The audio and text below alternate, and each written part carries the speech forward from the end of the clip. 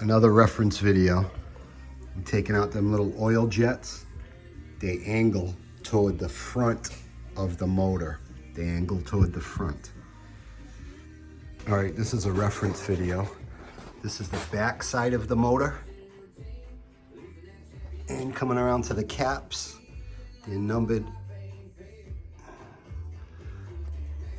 on the back side. 1, 2, 3, 4, 5. These are the mains, and they got a C on the front of the motor. Another reference video. I'm taking out them little oil jets. They angle toward the front of the motor. They angle toward the front. New bearings going in. Blocks all clean spotlessly.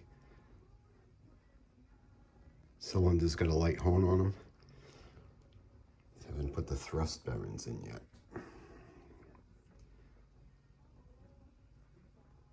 The 6th slotted bearing goes in cap number 4 for additional oiling to the connecting rods.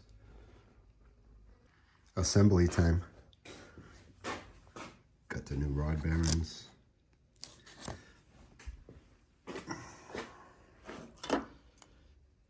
New rings.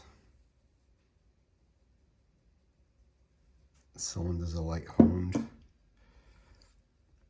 And gaps all set on the rings. Ready to go. Valve guides going in. Head's all vapor blasted. Old guides are knocked out. Started putting the new ones in. Made this little tool up for tapping them in.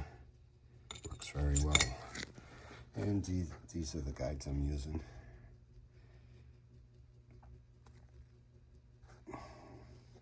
So far, so good.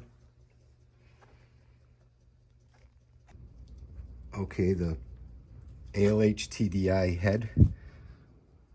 All the new valve guides have been installed. Head is super cleaned. Ready to go.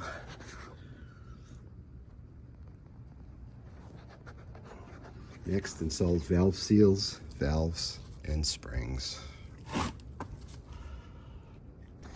Next step, valves are all slid into the guides. A little bit of oil on the guides. New seals. Now after this, the springs and the keepers. Okay, the next step is completed. All the valve springs and keepers are in. Them keepers are not really easy to get in place, a little fiddly. Not much room down in there. I got this valve spring tool I got off of Amazon, pretty cheap. I don't remember what the pot number was or anything, but it works well for these type of heads with the springs inside of like a bucket. Next step, cam followers.